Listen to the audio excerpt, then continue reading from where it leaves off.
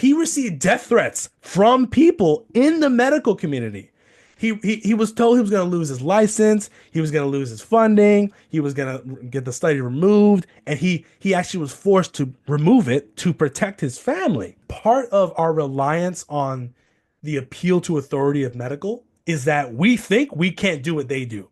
We think we can't understand the body like they do, which is false. We all have bodies. We're all living in the same earth.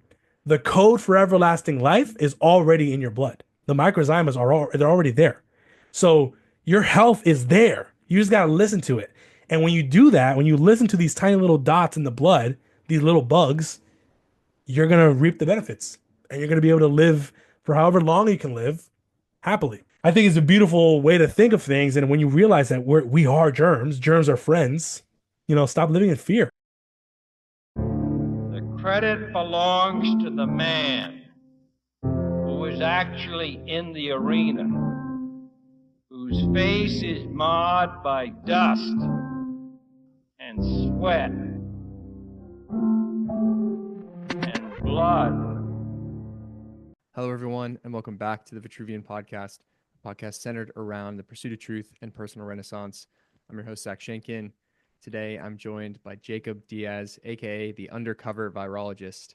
Jacob is a naturopathic practitioner and purveyor of truth, debunking germ theory, teaching terrain, and aiding people in their healing journeys using the time-tested tools BigPharma cannot patent or profit from. Jacob is well-studied and very intentional with the way he conducts his work, and I'm super excited about our conversation today. Welcome to the show, Jacob. Thank you for having me, Zach. I love that intro.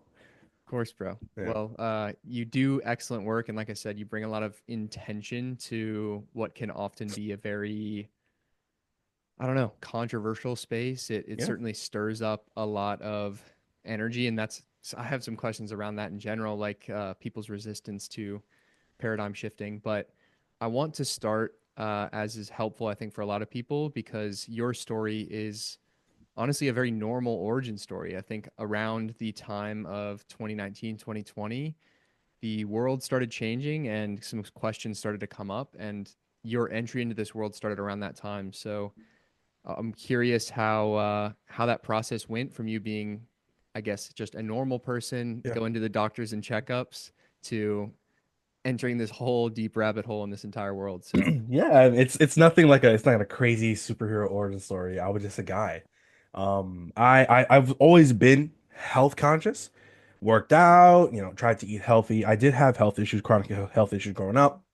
And when COVID came around, at that point I was in good health, but everything I was seeing on the news just didn't make sense to me.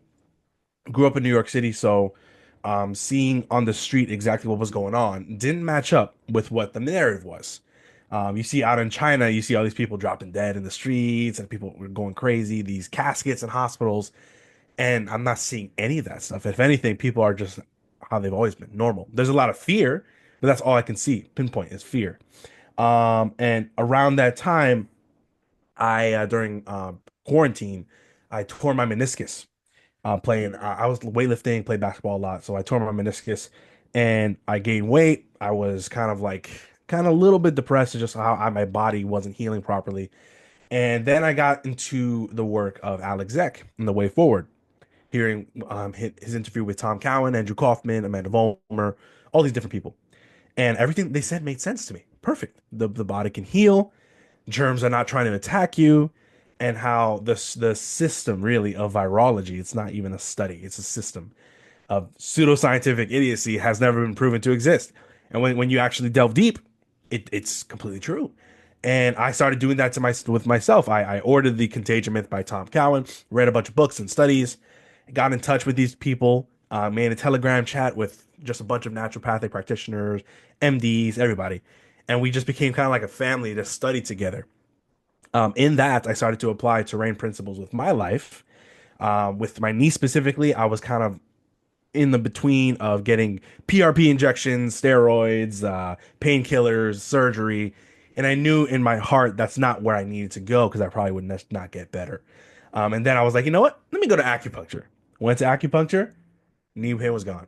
And it was the first time I was like, oh my God, this is crazy. Changing my nutrition, changed the way I train. And 6 years have passed now. I've completely healed myself of every chronic disease. I'm in the best shape of my life. I feel fantastic.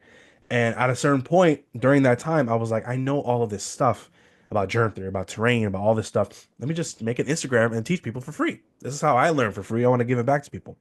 And then at a certain point, I'm like, why don't I just try to make money off of this and make this my career? I want to help people. This is what I want to do. So I got my naturopathic practitioner license. I went to the Bigleson Academy of Holographic Blood. I've read at the very least 20, 15 to 20 books over the last 6 years about terrain, specifically about the history of germ theory, and now just applying it in my life with my family, with my clients. I started my practice January, and I've gotten a good amount of people that are just wanting to heal, and I've been able to help them just by changing their philosophy, changing the way they eat and they see the world and they see disease. And that's another big topic we could talk about on how the perception of disease is so wrong that you innately think that you're a victim of disease, therefore you become your diagnosis, you never heal. Terrain is the flip. The disease is trying to help you. You support it, you'll get better. And when I apply that with my life, I've learned that this was the truth. Yeah, that's really incredible. And we're gonna have to backtrack because I think my audience is gonna be varied in their experience. And when I was looking for terrain experts, and one of my friends sent me your work, a lot of people engaged with my content and they were like, "What's terrain theory? What's terrain theory?" So, um, understanding that germs are a theory is maybe a question point that we can enter into. So, I want to go into the origins of germ theory and the shift from the terrain model that was previously the paradigm, Yeah. because I understand this fairly well, but I think a overview is helpful, because as you're kind of alluding to, it is a very foundational kind of first Hmm. principles assumption that people just take for granted, that there are these things like we can catch a cold. It's a thing that's floating around. Obviously, during 2019 and COVID, there was a lot of fear about this big bad bug in the air that was causing all kinds of stuff. The data changed, the symptoms changed. It was, like you said, a lot Yeah. of fear. But stripping it back down to first principles, there's the underlying assumption that it is even possible to have a pathogen transfer from human to human.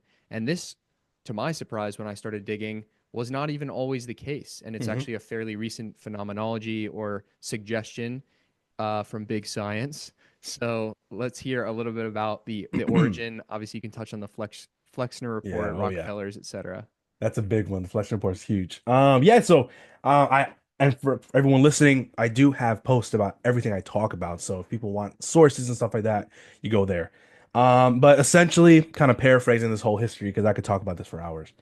It all started with Louis Pasteur. Really, he was the first mainstream type of dude to believe and state that germs are the cause of disease. And he did this, he had this initial theory because he saw that fermentation was enacted by microbes, or microbes were at the very least involved with fermentation and eating dead and dying tissue. So in his mind, that is proof that germs cause disease, which is funny because eating a blood culture or fermentation is not indicative of what disease is. But back in the 1800s, he made that false assumption. And then he was doing experiments with beakers and exposing them to air and having germs proliferate in these beakers of sugar water. And in that, he then believed that, oh yeah, germs are therefore the cause of the disease and germs are floating in the air. However, in his studies, and I read the foundational studies. There's a fantastic book, Béchamp versus Pasteur, and another one, The Secret Science of Louis Pasteur, that go through everything he was doing that was publicized from him. In his experiments, he put albumin substances in these beakers and in these experiments. So the substances themselves had proteins, had stuff in it that would already contain germs. So a lot of this stuff was like, what? How do you know the germs aren't just coming from within? And then a guy named Antoine Béchamp was shown to have done these experiments already years prior. And Pasteur was aware of this. He copied Antoine Béchamp's work, plagiarized it even, and then took the conclusions of that experiment and kind of flipped them. So initially, Béchamp believed that germs were from the air. Pasteur initially believed, and don't correct me if I'm wrong for anyone listening. I do believe that Pasteur believed that germs came from within. But in his experiments, he then changed it and said germs are from the air. Péchamp changed his hypothesis and said germs are from within. So it was funny. These two guys, they made a flip later on in their careers. And that's a telltale sign that the science is working because if you can disprove yourself, you just got to change your hypothesis. That's the whole thing. So Béchamp showed that germs, or he would actually call these microzyma, which means in French, the tiny ferment. These germs were always present. So yeah, there were germs in the air for sure, but there's germs in the soil, there's germs in minerals, there's germs in water, in food, in blood, in tissue, in everything. And he was doing experiments, Béchamp was, that did not expose things to air. So it couldn't have been some air-like contamination of germs that were airborne. These germs were proliferating from within the substance. And he was then saying, okay, yeah, now we know for sure that the theory that germs are spread from one to another through the air cause disease is not indicative of what happens in nature or in life in general. That's not how it works. And in these experiments, he started focusing directly on the microzyma. He saw these microzyma would become various species of bacteria and various species of fungus. And that is the theory called pleomorphism, where these germs are actively changing from one to another depending on where they are living, where their terrain is, what their action is. And it was, and Béchamp actually in history was the first one to show that fermentation was an intelligent process to change one thing to another. And it was impossible to do that without germs. Whereas Pasteur believed that fermentation was possible without germs, which is like now we know that's just a ridiculous statement. So Béchamp did a lot of experiments with mold, with sugar, with these flies out of I believe it was the coast of France, silkworms, like they were kind of like parasites or flies or whatever. And he would do all these really great experiments to help people, but he didn't get any notoriety. He didn't get the funding. He didn't get all the fame from all these leaders because Pasteur was the celebrity scientist. He was the Fauci, if you will. And Fauci, he gets all the funding, he gets all the shaking the hands of the president, and that's pretty much been the same thing that Pasteur dealt with. He was friends with Napoleon.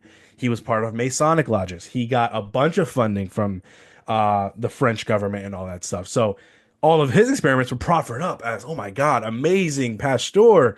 But in actuality, he stole all of this stuff from Béchamp. And Pasteur later on, he did experiments with something like with rabies, for instance, where it's actually published. He never found a microbe in any rabies substances to prove that rabies was caused by anything. But he couldn't find like bacteria in there. So he initially then believed that there was a virus. And it's important that people understand the differentiation between virus today and virus then.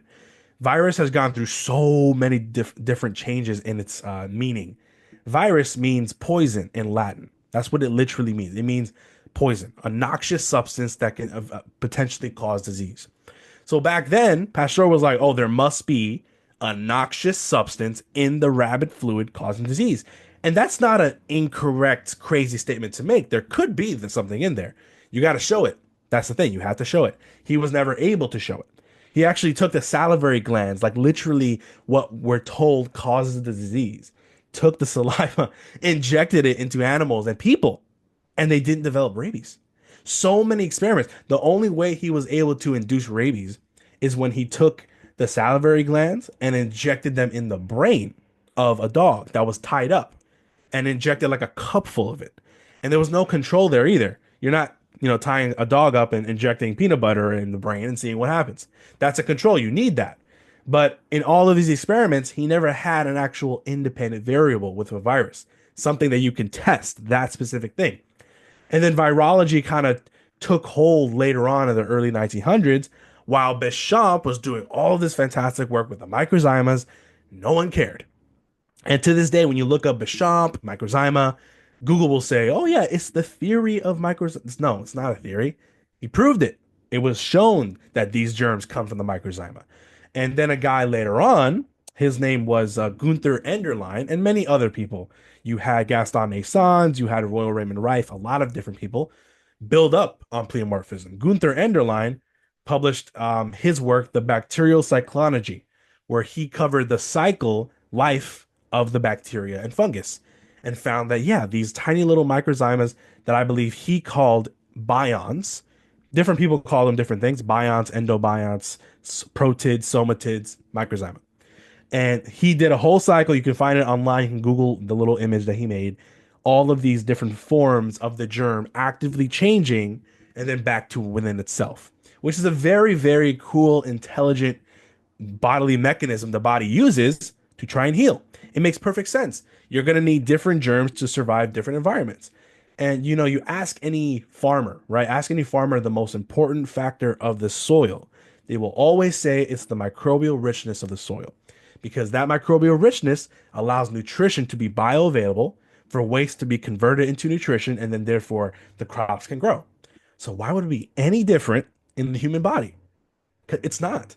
They eat dead and dying tissue. They convert things into nutrition. And we are now in 2025, we're starting to understand the microbiome more and seeing how it's basically the most important factor in our health other than our brain. And that germs, the fact that we are literally filled to the brim with germs shows you that they cannot be the causal factor in disease. But guys like Pasteur and another guy, Robert Koch, a German guy, they saw disease samples contain germs, therefore they assumed they were the cause. But again, that's a dumb thing to do because if we did that, a police officer always commits a crime because they're always at a crime scene. Or a fly is the reason there's a garbage because they're always flying in the garbage. It's like it's a guilty by association type of thing. And in their experiments, they tried to do isolated forms of germs, feed them to animals, whatever, feed them to humans, and nothing ever happened. There are at this moment in time, there's well over 1,000 plus failed contagion studies. 1,000 all published that you can find and read on your spare time. Various diseases, measles, mumps, chickenpox, flu, cold, COVID, anything, pneumonia, polio. They couldn't get people sick with proper forms of contagion. Pasteur tried, Robert Koch tried. Robert Koch, he made his work and money and fame off of tuberculosis, but he couldn't make animals sick with pure tuberculosis. So he would inject tuberculous matter. So we're like pustules and huge chunks of lung with stuff coming out. He would take that and inject a bunch of it into the abdominal cavity of an animal. It died, and he'd be like, "Oh yeah, that's how we know TB is contagious." But it's like I've never seen people inject people with cups of lung in their neck and then get tuberculosis. That's not how it works. And then he actually found that tuberculosis was found in healthy people, and that if he injected glass or sand or wood into animals, they would develop tuberculosis too. So it was like, whoa. And then he made his money off of an antibiotic called tuberculin, which killed thousands of people, which was an insane plot. He never exposed what he was doing in the lab. He never showed the ingredients. They just took his word for it, and thousands of people died from tuberculin. Um, and then Robert Koch, was the famous guy that discovered and started to use antibiotics from pharmaceutical dyes. So he saw dyes would poke holes in bacteria. The pharmaceutical system took that and then said, yep, we're going to make antibiotics that kill bacteria, yada, yada, yada. And we'll talk about that in a bit. But that whole foundation of these people that have vested interests with politics and money, they are the ones getting their studies published. They are the ones getting the fame and the fortune and the honoraria of being amazing people, while Béchamp, Gaston Naessens are persecuted, really, by the government, by the pharmaceutical system, by saying they're quacks, this, that, and the third, when they're actively trying to show how nature works and how it can heal you. So it's been bad since the very beginning, and it really took a heed in the early-ish 1900s with, you mentioned, the Flexner Report. Because at a certain point in time, prior to that report, the vast majority of medicine, even though Pasteur and Koch were the guys, the vast majority of medicine was homeopathic. The vast majority was herbal, was eclectic, was body work, like chiropractors, for instance, osteopaths, acupuncture, and the very, very original natural-based medicines. We're talking Ayurvedic, we're talking traditional Chinese medicine. All of that has no concept of infectious disease. It's all about disease from within and your body living in balance with your lifestyle. That's all it is. And if there is an imbalance that we would call disease, a distance from being eased, your body enacts a detoxification to try and push back to where you were before. Very simple, very easy to follow. That is terrain. Your environment, your emotional health, your physical health, that is what dictates your health. If there is an imbalance, your body will heal through excretory means to get stuff out. That's why symptoms are always coming out of you because it's getting rid of the waste. Inflammation is a part of that. Germs are a part of that. They eat the dead tissue, then symptoms occur. Your body needs that to happen. But the germs are always there. So they're not the cause. The cause is whatever was the imbalance. And all these guys were showing this, and at that time, people agreed. But German medicine at that point was they were the ones that really started pushing the germ theory. And it's funny, the wording germ, German, like it all came from Germany. Louis Pasteur was a French guy. He hated German shepherds and he always, experimented with German shepherds. It was like a weird rivalry with French and Germans at that time. But all the medical doctors at that point in time were actually viewed as the original quacks. And a lot of people don't know that. The white coats, they were the ones doing bloodletting. They were the ones cutting people open when they were still very much feeling and awake. They were the ones using arsenic and mercury and all these heavy metals. People did not want to go to the hospital because they would die. It was horrible. They were the quacks. The safe and effective and natural medicine like homeopathy, everyone used it and everyone was happy. No one was ever sick. And I love homeopathy. I use it in my practice. But then came the idea that we can monetize the medical system, and that came from the Rockefellers and the Carnegies. Rockefeller had a vested interest in the petrochemical industry, so you can make a lot of different synthetic medicines based off those petrochemicals. And then how you get them into the market and into the minds of doctors to use them is via education. And then the Carnegies were the ones that controlled the whole education system.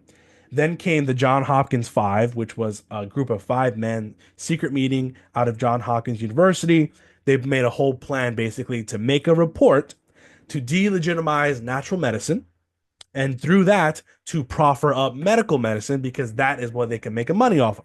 Because again, like you said, you cannot patent nature. You can't make a profit off of nature, really. You can sell a supplement for 15, $20 that you made. That's nothing compared to all of these vaccines and pharmaceuticals you can make.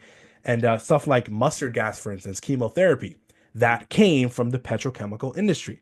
Mustard gas was initially what became chemotherapy and is still used to this day in terms of cancer treatment, which is insane. Why would you use that for someone who's already dying? But again, it's a perfect business model. So these guys, they make a report.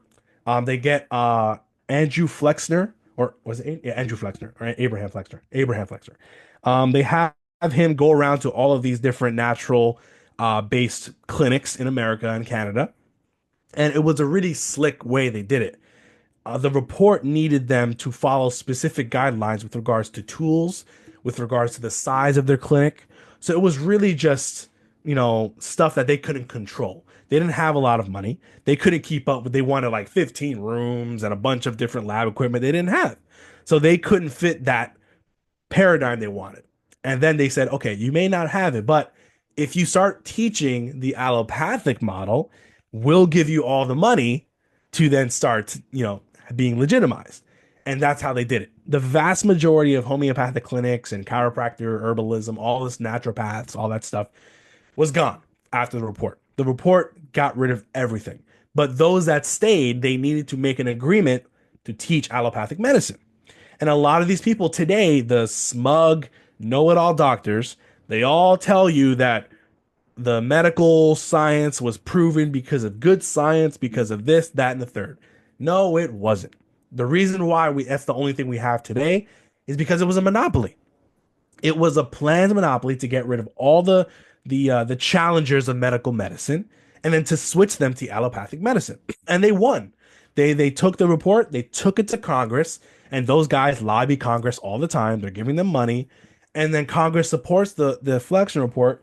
And then basically about, I think it was 75 to 80% of medical clinics were gone. All of them. The original Hahnemann Institute, which is the OG Homeopathic Institute, also signed the Flexner Report. So they started becoming more allopathic. So now we're dealing with a system that is inherently trying to get rid of natural medicine, and all the natural medicine is still very allopathic minded. You ask any naturopath now, the philosophy that they follow and all that stuff, it's very germs are bad. Take this detox, do this and that. And sometimes they even use antibiotics when the OGs of the natural world would never use such a thing. They knew how the body works. So it was a good plan. I got to give it to them. They did it very well, but it was horrible. And so when people are listening to this stuff and they realize, oh snap, the reason why we believe this stuff is straight up because they strong armed everybody.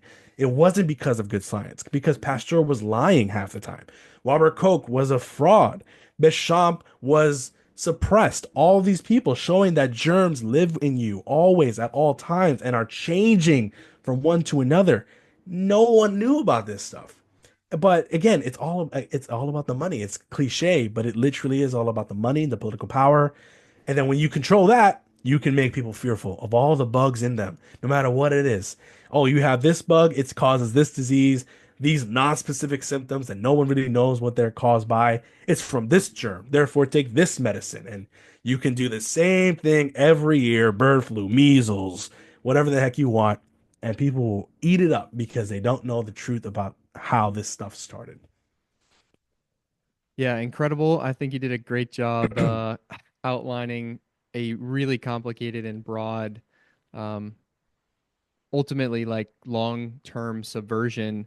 And there's a few things I want to like underscore just to like make it digestible for people that may be hearing this kind of thing for the first time. And so they're like, whoa, whoa, whoa, whoa, whoa. Like, Yeah. I got family Yeah. friends that are doctors. These are good Mhm. people. They want to help me. Mhm. But again, it's kind of a complete worldview altering paradigm because it does come from first principles. So to Yep. underscore, there has never been an individual study proving pathogenic transmission of disease between individuals, meaning we have someone who is showing symptoms, they are ill, and by either transmitting body fluid or something from that individual, snot, sneezing, whatever, coughing, we have never demonstrated in a study that makes another person sick. Correct. And we've looked for years. And every time we try to find one, we find one that proves this disproves the theory. And that's the beauty of science. You if you falsify your belief, if you falsify your hypothesis, you have to change your hypothesis.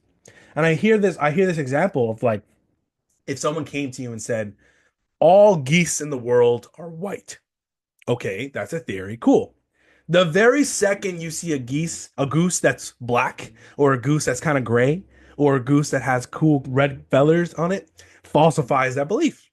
So if you are then saying germs cause disease, okay, that is your theory.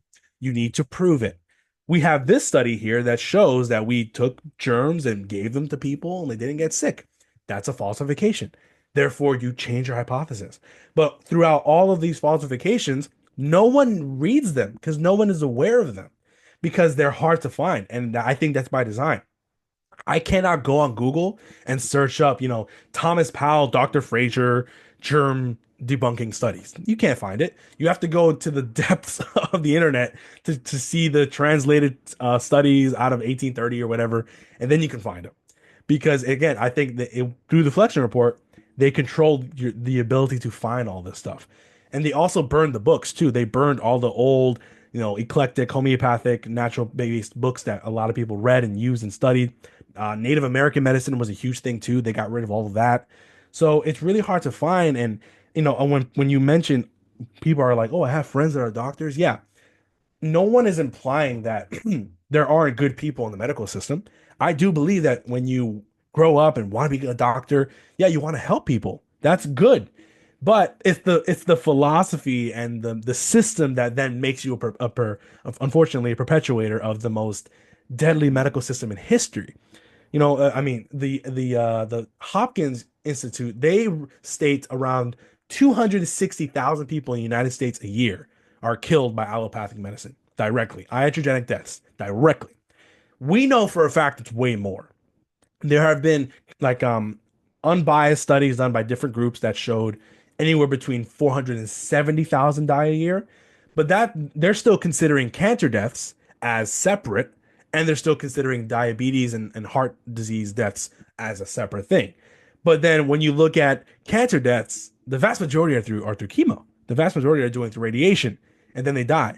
So add on all those deaths, and then add on, the heart attack deaths where they're giving people statins, which are getting rid of all of the fat they need to survive, and then they develop, all these neurological pathologies as a result. They're not putting that in the deaths either. So I would have to say that the allopathic medical system is directly involved with, at the very least, well over 1 million deaths a year in the United States. Well over.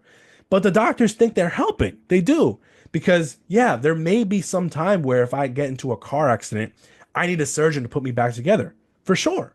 I have a knife in my eye. Yeah, I'm not gonna go run to an herbalist. I'll probably go to a hospital to get it out. But then I'll heal with herbs. It's a different thing. I'm not gonna use antibiotics. And I think, and I've talked to medical doctors. Most of them, they're good people. I have a lot of those that are following me being medical doctors. But and I would say that I think a lot of them instinctually know that what they're being told doesn't make a lot of sense. Because that's what they come to me. They're like, yeah, when we learned about germs and stuff and vaccines, and it's just like it was a lot of inconsistencies, a lot of stuff that you couldn't ask questions. Because at the very end of the day, they're being funded by the pharmaceutical system that they help perpetuate. And it's not like this it's massive conspiracy that every doctor is trying to kill you. I don't believe that. I do think that the higher ups probably have that mentality. The Fauci's of the world, the people at the CDC, the World Health Organization for sure. They're very well aware. During COVID, before the vaccines came out, they made a whole pamphlet of all the side effects to expect from the COVID vaccines a couple months prior from to them being released. They were very well aware what was going to happen, but they had vested interest in money. The doctors prescribing those didn't know. They didn't know that these things were going to be completely deadly. They thought they were going to be helpful.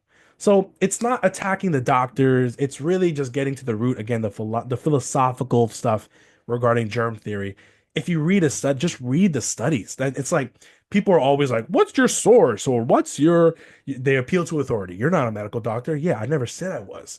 I said I'm a guy that can read a study. I understand it, and a lot of people don't do that, and they don't realize that it's been falsified since the very beginning.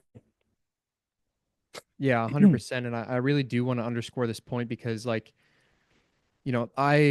I've been passionate about my personal health and well-being for most of my life, and a huge reason for that is like watching unhealthy living in my close family, like parents and all of my grandparents except one at this point have been killed by the pharma food supply chain machine. And so I became extremely radicalized Hmm. on this world specifically when I understood that there have been conscious actors throughout the paradigm of allopathy um, that have intentionally subverted, like I said, first principles assumptions about how we become ill and what that means and how we can heal as opposed to symptom suppress or these other sorts of things.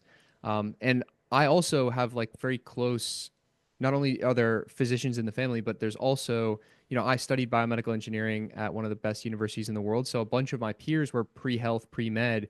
These are some of the smartest individuals Hmm. I've met, caring people, and they're dedicating their entire life force to wanting to help people. And the thing that I find so malicious and tragic is that they won't know that from the very beginning, like the books themselves that they're studying are compromised. And because of our timeline now, we're 2.5 generations away from the big flip around the early 1900s, which Yeah. means that not only are the books and the materials being taught compromised, but we're 2 generations away from people studying those same books. So almost no one walking alive has anything else to say. So it's just like, oh, this is exactly what I learned. Like, this is Yep. what my doctor mentor told me. I went through residency, I went through this paradigm. So there's almost nobody walking around other than people reading the papers and pushing back. Um, which is why it's so kind of like foundationally shaking. Like when you whether it's a normal person or someone who's involved in the medical field, when you're to suggest something like the concept even that, hey, there actually hasn't ever been a study proving pathogenic transmission. It's like, well, what do you mean? We know germs cause disease. It's just like we say it as if it is patent fact, like the Yep. sky is blue or something of this nature. Um, and it is very unseating.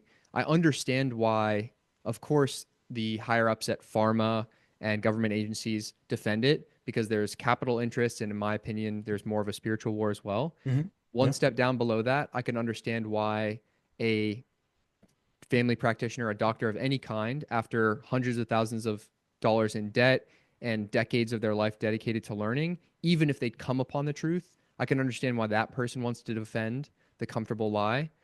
Why, in your opinion, do you think that even non medical individuals, like somebody on the street, I'm sure you've experienced it as well in the comment sections, like, why do you Mm. think people have such a militant reaction to wanting to defend the stable paradigm, Yeah. even if they aren't incentivized to?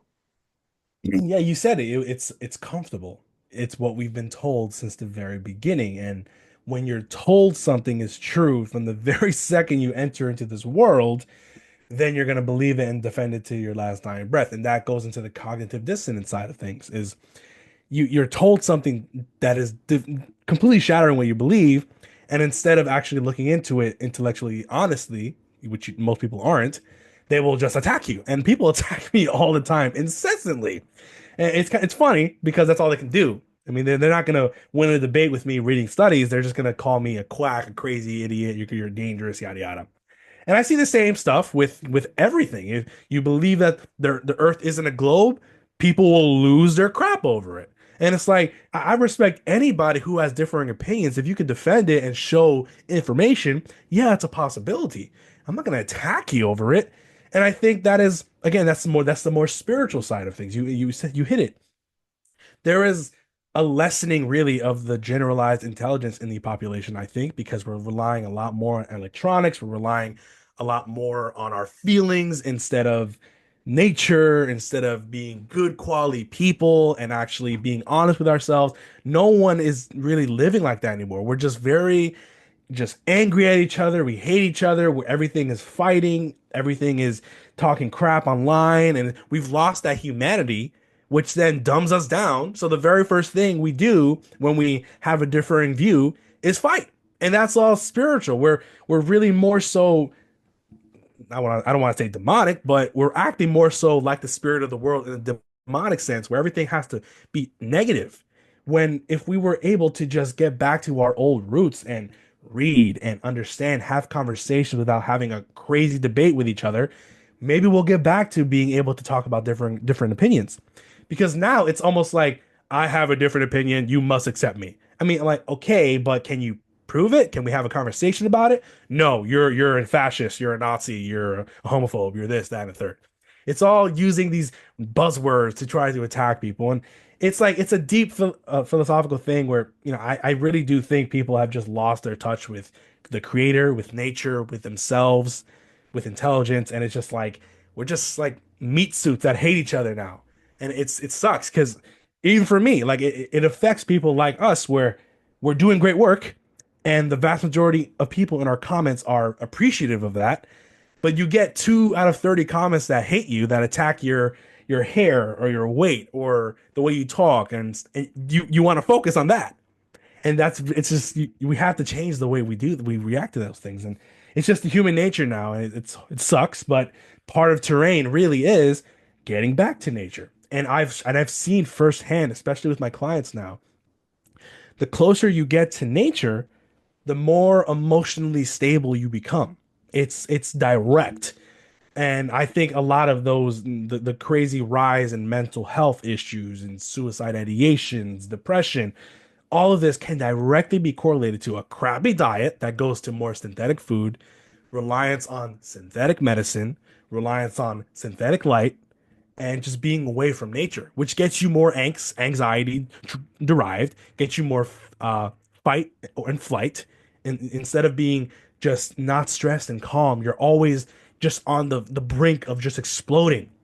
And when I meet with my clients, I see that their symptoms, their emotions it's all just they're about to explode. And I'm like, yeah, that's how the world is designed. It's designed to keep you in that perpetual state of fight or flight. So to answer that question, when you're constantly in fight or flight, when someone brings in a new opinion or a new view, you are instantly trying to fight them because that's how you're wired now. You're always on the edge.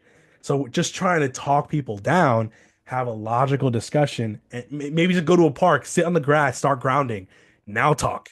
Just calm down. But I mean, you can't do that online. It is Yeah. unfortunate, and I mean, I appreciate people like yourselves that are just putting out, continuing to push the information so that at least the resources are there for when people are looking for healing in places that they haven't found it through allopathy. Um, and I'm optimistic, even though sometimes I can get kind of blackpilled myself about the system, that we can at least directionally improve within our lifetime. Um, and certainly, like, the internet is a massive tool for purveying that and like raising consciousness Mhm. collectively. Um, I do in the end want to get to like a lot of like common examples that I think people bring up when I try to like tell them a little bit Oh about yeah, this stuff, yeah. just so you can kind of like one to one bang them away. But Absolutely. one question I did want to ask, and this is probably something you could answer more than I would be able to from research rather than just your experience. Like, Mhm. speaking with these experts, both homeopathic and also allopathic, why do you think that truly intelligent people, truly diligent people who study can go their entire careers like being, say, a virologist, Mm. um, and somehow miss something that is seemingly like, once you're on your kind of side of the camp, so glaringly Yeah. obvious. And I'm talking not about like malicious actors, but simply just people trying to do their best. Mhm. These are smart people. Like, how do you think they miss it? Like, it seems so patently obvious. Yeah, it is like, and I'll give an example with virology, and I hit on it a bit, but again, viruses have changed their definition throughout time, and then in the 50s, it was believed that viruses were submicroscopic particles. They did do control studies that disproved that, and they were kind of just on a fence at a certain point in 1953-ish. Virology was about to be dead, completely gone, and then a guy named John Enders comes around. He takes a cell culture, he puts like 15 different chemicals on it, a bunch of different garbage stuff on it, and the cell culture breaks down. They take a picture of it and they're like, that's a virus. Any intelligent person can look at that experiment. Just pretend you were never taught about viruses. Look at that experiment. Where the heck did he ever prove there was a virus in there at the very beginning of the study? And how do you know that the cow blood, the horse blood, the formaldehyde, all this stuff wasn't the reason the cell died at the very beginning? And it's funny because John Enders and his friend Peebles, that was the guy that did it with him. They said in the study, they said two things that are very telling. The first thing was this cytopathic effect. I'm paraphrasing. This cytopathic effect does not denote what happens in measles patients. So it's like, okay, so now you're saying you don't even know if this is what actually happens in the actual real disease. And then the second point was we saw the same cytopathic effect or the cellular breakdown in the cell culture that did not contain a viral sample, but all the same ingredients. So it's like, wait, they falsified themselves and said it in the study. Yet ask any virologist now, the one study they point to prove viruses exist is John Ender's study because that's what saved virology. So it's it's a weird thing. I don't want to call people stupid, but like you have to open your eyes, and because the cognitive dissonance is so deep, the control and the programming is so deep. I do think they've used some sort of MK Ultra type of style where they really just repeat things, and these buzzwords that get people like, oh yeah, I must get a vaccine. It's like it's a weird thing. It's like, and I've talked to virologists where I'm like, okay, so tell me, virologist X, how do you show viruses cause disease? Oh, we use a cell culture. Okay, so why don't we just use the body sample? Because the body has cells, right? The body has blood, everything the blood, the plasma, white blood cells, red blood cells, everything we need, it's in there, bacteria. Why don't you use a cell from a human? Oh, because there's not enough virus to see in the sample. Okay. So if there's not enough virus to see in the sample, how do you know the person that is sick has a virus in there? Oh, because they have symptoms. Okay, so if you're saying the virus is causing the symptom, there should be enough virus to see in the sample. Correct. Can you show it? No. We need a cell culture. So it's just it's circular reasoning, and that's what they're taught to believe. And regarding the more bacterial side of things, I think that's a little more nuanced and harder for people to really accept. When you ask a medical doctor and you say, "Oh yeah, I don't believe germs cause disease," the very first thing that they're always going to say is antibiotics save lives. Okay, so that's again showing an effect and then claiming the effect proves the cause. You need to show that the effect was actually done from what you claim it was, not just saying it happened. So most medical doctors, and it's funny, and I asked this to them, they know the toxicological effects of antibiotics. They know, and a lot of them are starting to not use them a lot because of how bad they are in the liver, how bad they are in the kidneys, how bad they are in the gut, everything. You can develop sepsis from antibiotic use. You can develop diabetes from antibiotic use. Antibiotics are linked to basically every chronic disease you can think of, specifically cancer. So why are we using these drugs if they make you sicker? Oh, because if I have a sore throat, I may or may not get better. And in my post about sepsis specifically, there are over 20 odd studies that focused on sepsis and the use of antibiotics. And it was Russian roulette basically. Sometimes the antibiotics worked and sometimes they didn't do anything and then sometimes you got worse. So it was like, and that's what the medical system is all about, antibiotics, but the research is not convincing at all. And you're starting to see medical doctors kind of open their eyes, but they'll always point to one or two cases where someone had an infection and they gave them antibiotics and they got better. And they're like, see, that's proof that germs cause disease. But what do antibiotics do? They're anti-inflammatory agents. They stop inflammation. They also kill bacteria that are eating the dead tissue. So now your symptoms may stop because the inflammatory products cannot come out. But then they push the waste products deeper into the tissue.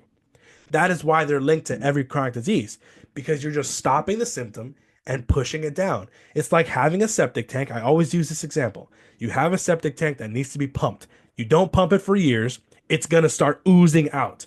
Imagine covering it up with duct tape and putting a truck on top of it and just calling it a day. That septic tank is going to explode. And when it explodes, the crap is going to go everywhere. That's what cancer is. The crap got everywhere. So, yeah, the antibiotic may have been the duct tape to stop the symptoms from occurring, but you just ruined the gut, the liver, the lymphatic system, and now you're going to deal with deeper issues later on. So it's the teaching they get in the schools, and they're never allowed to question things. I know naturopathic doctors that went to medical school and they got kicked out for asking questions. So it's kind of weaning out the people that are critically thinking. And then it's the one or two examples they have in hospital of these drugs working that really puts in them that these drugs are good, that germ theory is real, and that it's crazy. And with virologists specifically, back to it, I've mentioned these studies to virologists, like on debates. I actually had one at the very beginning of my journey when I made this Instagram. It was a debating a microbiologist who had studied viruses or bacteriophages, whatever. And I was bringing up these studies that this guy was just not aware of at all. And he actually became more on the line of terrain and was starting to see that viruses really have never proved to exist. And I would say it's an ignorance, and maybe not a willful ignorance, but they just don't know that this stuff is out there. And with the people that study this stuff and publish the proof, again, are just negated from the scientific community. There was a guy, another example, during the COVID era. I forgot the guy's name, but he put a study out there, PMID, it was peer reviewed. It showed that 5G, millimeter wave technology, can lead to coronavirus particles, quote unquote, in the cell. So what does that prove? It just proves that the particles we see in a cell culture are very likely just cellular debris. And he was linking it directly to the new technology that everyone was seeing in 2019. He had a very good study. I actually have it somewhere in my notes, downloaded, whatever. He received death threats from people in the medical community. He was told he was going to lose his license, he was going to lose his funding, he was going to get the study removed, and he actually was forced to remove it to protect his family. So this is how deep it goes, where you could put a good quality study out there and you will get death threats from the people you work with. It's insane. It's insanity. And you saw people with COVID, nurses speaking out, doctors speaking out about remdesivir or the use of ventilators. They were losing their licenses. People that didn't want to get the vaccines that were exposing what the vaccines were doing, they were losing their licenses. Dr. Paul Thomas, who was comparing unvaccinated kids to vaccinated kids and showing unvaccinated kids were extremely healthy, he lost his license. It's like, where are we at? Like, you're not allowed to ask questions, and when you do, you lose everything. And I think that is kind of like that little line that people may not want to cross. And I get it. That's how you make your money. That's how you put food on the table for your family. That's all you know. But if you don't know what disproves your paradigm, and then every time you speak out against it, you're gonna lose your job. It's almost like slavery. You're just stuck. You can't do anything. So and that's where I'm at, and I feel again bad. I feel bad for the doctors in my comments that attack me, because I know it comes from them just not knowing anything. And it's like, are some of them willing to have these conversations? That's where we have to be. You got to be willing to get uncomfortable. Yeah, it's a really sticky situation. Obviously, it's a conflation of factors. I think you hit on a lot of the important ones. Like, one is it's just patently hard to find the true information because of active suppression of truth and amplification of falsified or embellished kind of paradigm. That's one thing. It's just like hard to find the truth. And then two, like you said, there's incentives, whether at the individual level to protect their own family, to protect their own living, to protect maybe even like ego and pride and these sorts of things. But I also like that you said, like you mentioned, like the MK Ultra, like the mind Mm, control repetition thing. At the end of 2024 last year, I reread Brave New World, mm, and one thing that kind of like jumped out to me upon the reread was how much that book focuses on repetition as a use of complete mind control, so that when these people are being, for those that haven't read the book, it's this like dystopic novel, and the all the people living in the book are cultured like they were grown in labs basically, and during their upbringing they're grown and controlled and birthed from the state, and in the state's preparation for them to be alive, like while they're in embryo, they go through series, ages 0 to whatever, and then 1 and then 5 to 6, listening to repetitions of ideas. And it's mm. like anytime somebody mentions the idea in the book, they're like, ah, yes, that was 1,200 or like 144,000 times, 12 times a night for 6 years or whatever. And it is obviously an amplified hyperbole, but I think it's pointing to what we have today, which is in the information age, there's just so much volume of noise that if you do control a lot of the outlets, like every article being written, you're also the controller of the social platforms themselves. I mean, there's plenty of these like funny edits with like the mainstream news from whether it was COVID or something else, where everybody's given the same talking The same points, right? thing. It's Yeah. like Yeah. 40 different news anchors to the exact same intro. 33 people died today in COVID, and it was like Dude, 20. just you just brought that up. I remember seeing typing down the random number and then put like cases or deaths.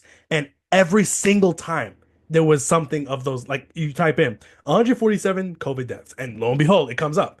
33 COVID deaths comes up. It was like all fake. It was designed. It was all just propaganda. And people fell for it. They ate it up. And they're starting to do the same thing with bird flu and measles. The very same thing. I don't know what their next pandemic is. I really don't.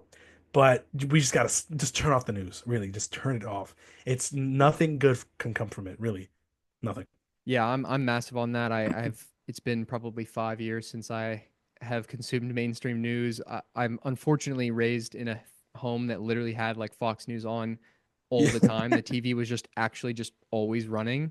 So I kind of the pendulum swung when I finally got to live on my own in university, and I just turned it off permanently, and my life only improved. Like even on Mhm. my Twitter account, I mute anything related to the politics. all of it. It's just completely like not in my periphery, and lo and behold, it doesn't exist in my world. Mhm. Um, Now, that's not to plead ignorance. Obviously, I'm somebody who studies deeply. I have this podcast. I'm reading tons of books on all Yeah. this stuff. But the point is like, where are you getting your information? And if it's coming from a centralized source and you're trying to question a centralized paradigm, you need to be looking outside that container for the information, which I think is hard also for people that are like either on the fence or first being presented with, say, terrain theory.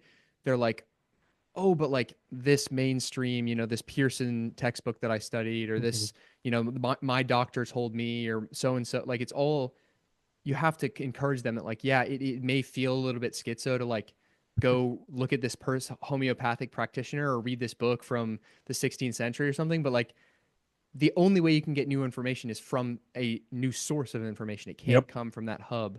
Um, And so that yeah, same hub, uh, John D. Rockefeller is quoted saying that I want a nation of workers, not a nation of thinkers. And he was one of the very first to really start funding and pushing the centralized education system here in America. So again, like you said, it's coming from that same hub. The same guy who destroyed medicine wants you to read the textbook that solidifies the allopathic medicine. And it's all again the revolving door. It always leads back to really the same people at the very end. So, yeah, it does. And it ends up, you do for a while, you feel like that person with the red lines on the wall, like a conspiracy theorist. yeah, And that was me from 2020. exactly. And I think it was a similar path for a lot of people. You start, and whatever your entry point was, like maybe it was the health side, maybe it was politics, maybe it was whatever. But like you said, like when you continue to find the truth, it's like, oh, I'm starting to recognize some patterns here. Why is it Hmm. always the same group of people? Why Yeah. is it always these same names? Um, but that's why to me, I can't not see some of these things. And I often take on board these new ideas more quickly, only because it's like I've seen it so many Yeah. times and time again. It's like, why would it not also be true in this other container? Or at least that the centralized source is to be treated with a tremendous amount more of skepticism, which I think is natural and healthy. And like you said, we've shifted. So it's been multiple generations away from free thought that, it's a rare archetype that remains today. And I think it's the people that, either weren't schooled in mainstream education, left early enough and didn't continue through, or just were, I guess, like stubborn enough to like go through all the education and then still come out the other side. And unfortunately, like for a lot of people during that COVID era, it was pain. Pain was the waking up point. It's like losing a family member to a vaccine injury, or experiencing personal symptoms themselves, like to just wake up and be like, what the hell is going on here? Yeah. Um, so I do want to, Yeah, that's a perfect segue to what you wanted to do. So go ahead. yeah, exactly. I want to kind of bang through because these are the like I wrote down some of the common ones that I've been given when I bring it up to like family members or friends or whatever it is. I think what's best is I'll just list. I have one, two, three, four, five, six, and then if I'll list them all out if you want to kind of bucket them because I think some of them go together, and then if there's any you want to add to the list, that'll be good. So the first Absolutely. is measles, as it is topical Mhm. and timely. The second is E. coli, Mm. AIDS, polio, staph, rabies, and leprosy. Ooh, leprosy is a good one. Okay, yeah. So the first one you said measles, right? Measles. And I actually just made one of my longest posts I've ever made on measles. Contagion Debunked Part 15 Measles. So read it, everyone listening, we go read it. Essentially, I just talked about with John Enders. He was the one that solidified virology, and he was the one that solidified specifically measles as a virus. And funny enough, later on, and I have them quoted in my post, there were other virologists that would use that method of cell cultures, and they actually talked bad about Ender's experiment, saying, yeah, using these cell cultures in measles is stupid because these cell cultures can break down by themselves. And it's just like, whatever. But measles, it is a pathology. In terrain, we are not denying that symptoms exist. We are not denying that disease exists. It's more so we deny that disease is bad. Disease is still trying to heal you. Symptoms are excretory in nature, inflammatory in nature, because it's trying to rebalance something. So, like when, for instance, you have an oil spill in the ocean. The first thing people are going to do to help rectify that is put microbes there. They're going to eat the oil and convert it into nutrition. It's no different in your body. And inflammation, for instance, a microcosm is you get a cut on your finger, it's bleeding, whatever. Your body starts to immediately start to clot it. If you got stuff in it, whether it's glass, whether it's, some toxin, whatever, you're going to get inflammation starting to heal the wound. So inflammation brings in more blood, brings in more lymphatic fluid, start to, start to heal. White blood cells come in there to eat anything that's dying. Bacteria do the same thing. You get pus that's getting stuff out. You wipe the pus out, you're good. Allopath would see that cut and give you antibiotics.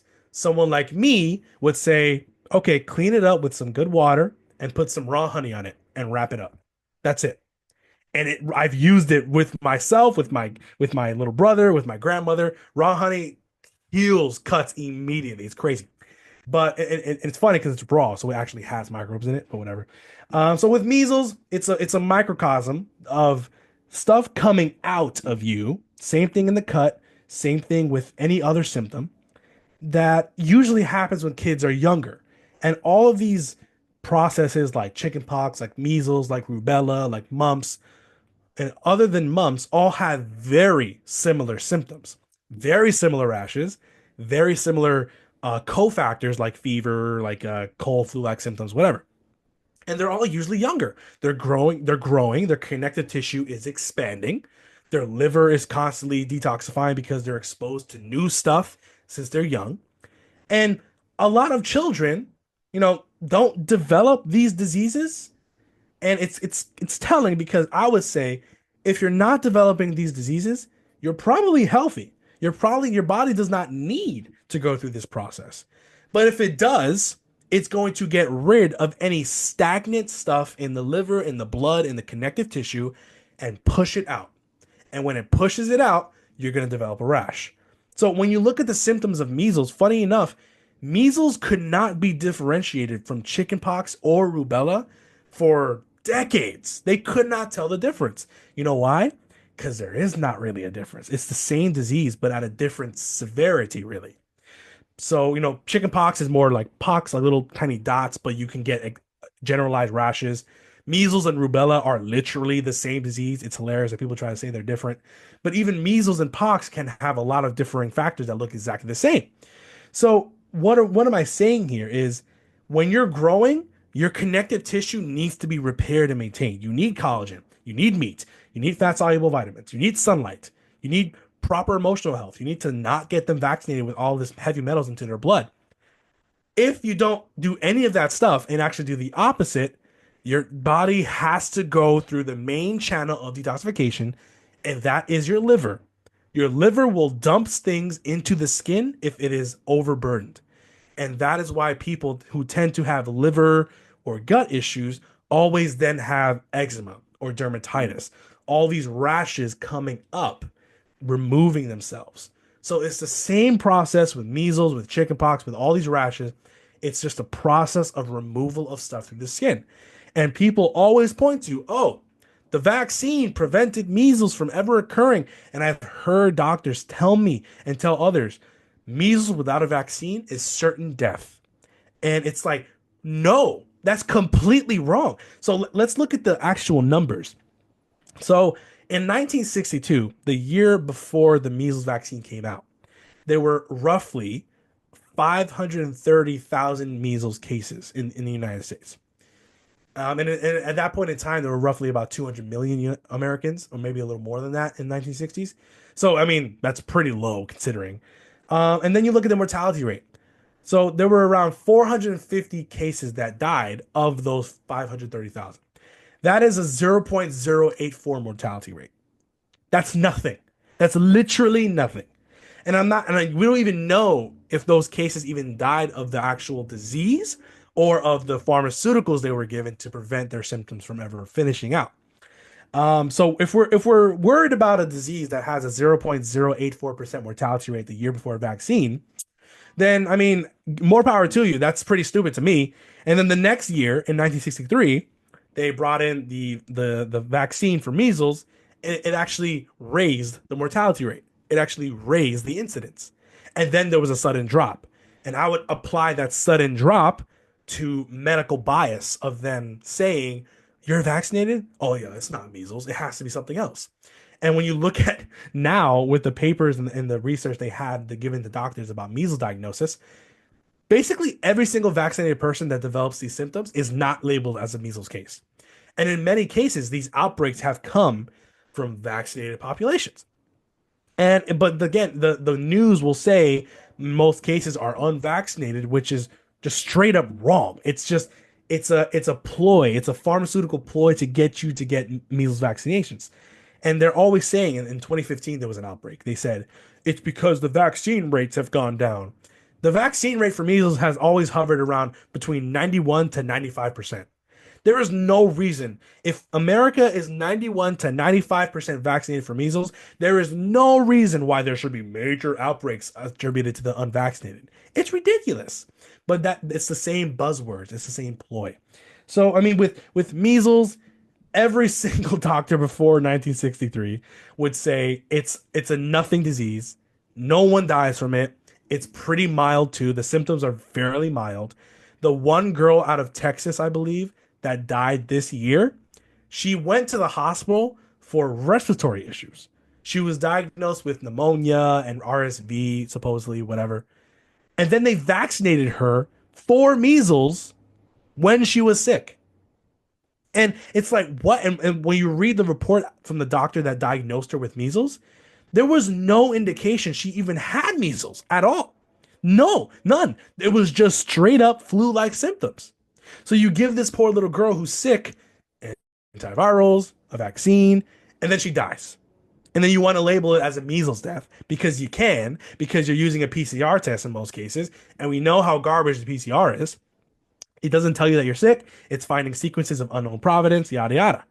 And then you can perpetuate an outbreak of around, I think at this point, it's been like 250 cases in America. Yet on average, in 2019, we had 1,200 measles cases. 1,200. No one cared. Literally nobody cared. And this was before COVID started in 2020. We had 1,200 cases in 2019. Nobody even batted an eye. It hovers. It's around 500, 700, 1,000, 200. It's like around that area. So there's nothing to indicate that there is some massive outbreak this year. Nothing. It's the news. They want to get people more vaccines, and especially with RFK Jr., who I'm on the fence on regarding him being an agent, a double kind of thing. But he is saying things that people in our space like that don't get a vaccine, focus on a diet. But he also says that measles vaccines are safe and whatever. It's like weird stuff. But around the time where he started to expose this stuff, then a measles outbreak comes out of nowhere. It's very obvious what they're doing, and most people like you and I can see it. Like, duh, of course, you could I could have freaking bet on this and won a freaking millions of dollars, but it is whatever. And measles is a nothing burger. Really, it's nothing. Most children are perfectly fine. If you go through measles, there's various isopathics you can take. There's homeopathics that you can take. There's herbs. But at the end of the day, the body knows exactly what it's doing. It's going to get rid of it on its own time. You can support it with the right dietary mechanisms. But at the end, it's not mild at all. It's not severe at all. It's quite mild. And, most children will be perfectly fine. I mean, it's nothing, truly. So just to clarify, the symptomology that people experience that we are labeling as measles is likely the breakdown of connective tissue through the growing process and other toxins that we tend to see around that age group, and that would Yep. be kind of the quote unquote root cause. Pretty much. And in Chinese medicine, they actually say that children that are growing will tend to have fevers or rashes as they grow. And the Chinese knew this thousands of years ago. So, I mean, if we're seeing it now, children that are growing will usually have these diseases. And regarding chickenpox, real quick, there's actually multiple studies showing that if you have chickenpox, you develop a less likelihood of chronic illness later on in your life. So you have less atopic dermatitis, eczema, cancer, allergies of sorts, all these things. So it's actually quite the good thing to get rid of this stuff through your skin so that you're better off later on. All right, on Yeah. to whichever one you want to take on next. What was the next one? you have E. I'll go through what you wanted. So what was the Okay, next one? there's no particular order here in the event that they string together, but E. coli was the next one I had down. Yeah. So E. coli said to be the cause of many different food poisoning illnesses. However, funny thing is, E. coli lives in your gastrointestinal tract at all times. Various species of E. coli.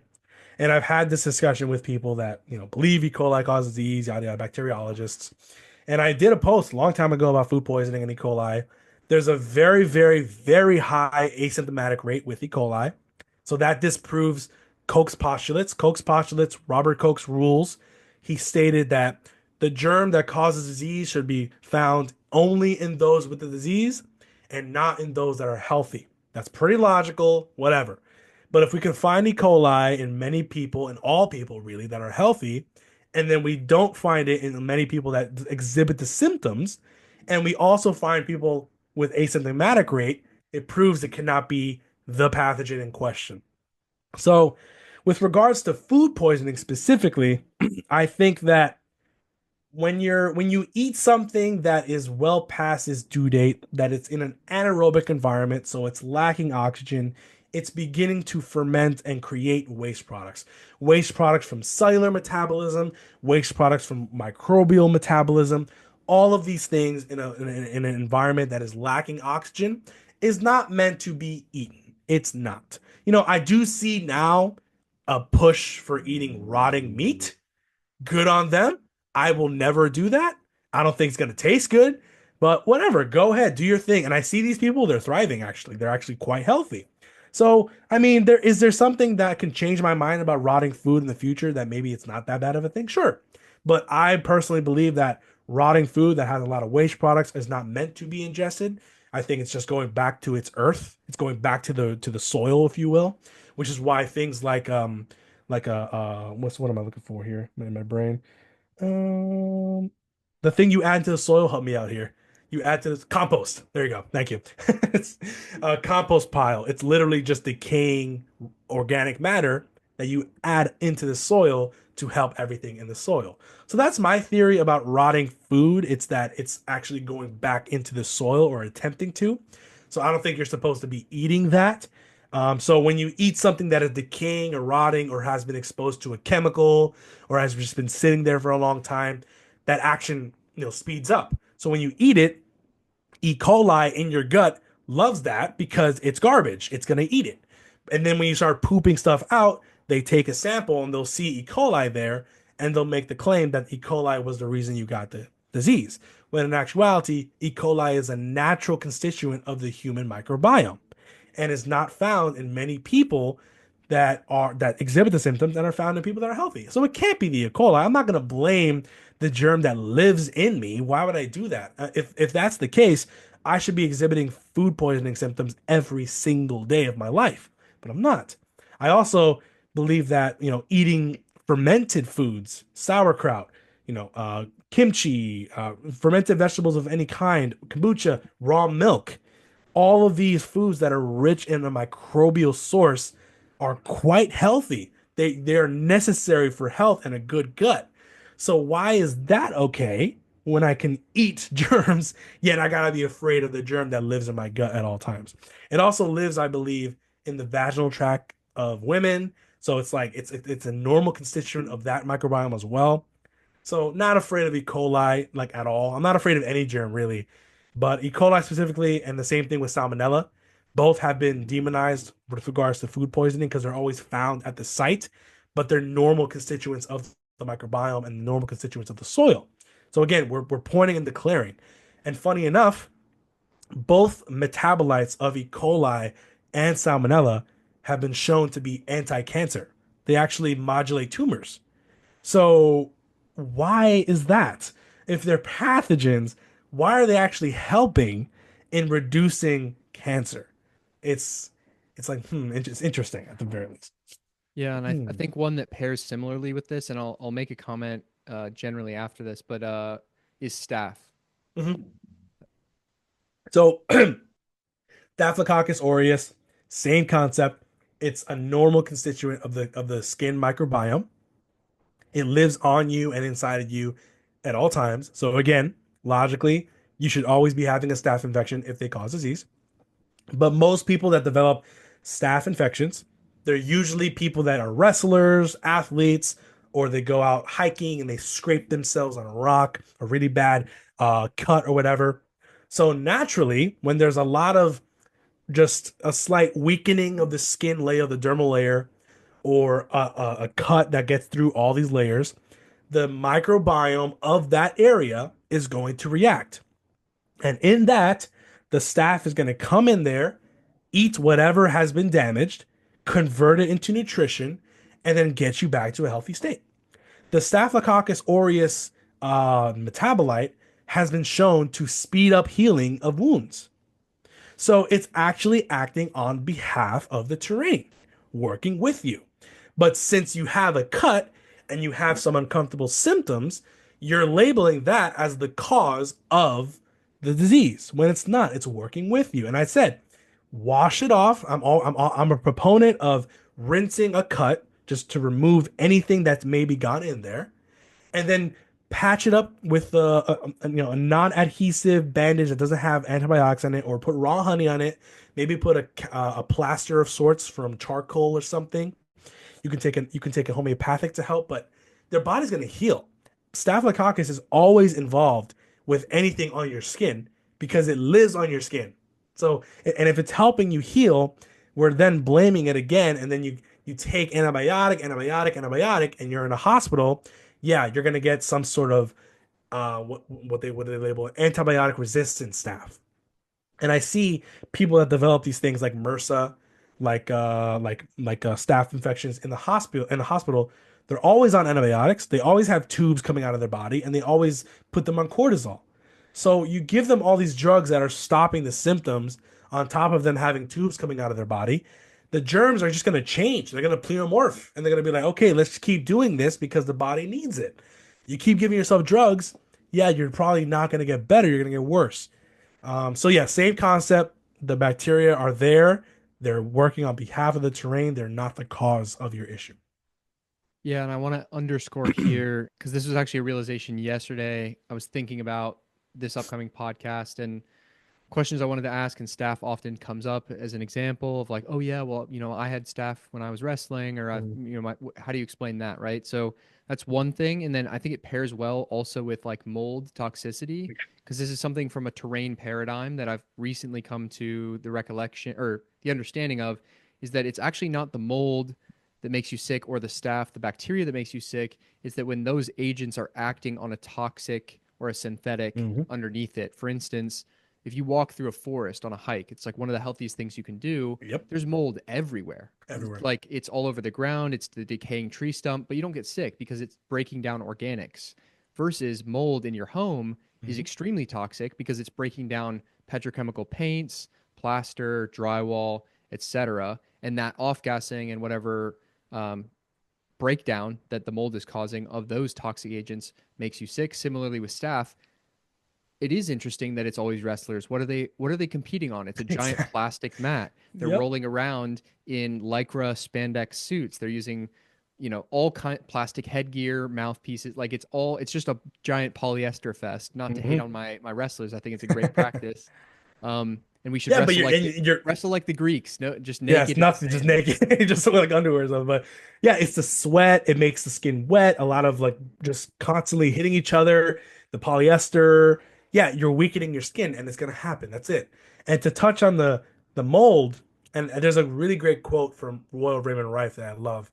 He says, "quote In reality, it is not the microbes themselves that produce the disease, but we believe it is the chemical constituents of these microorganisms enacting upon the unbalanced cell metabolism of the human body that in actuality produces the disease. We also believe if the metabolism of the human body is perfectly balanced, it is susceptible to no disease." End quote. And the same concept with mold. Mold, it's said that we breathe in between 1,000 to 1 billion spores a day. So it's like if we're doing that every day for our entire life, no, mold does not cause disease.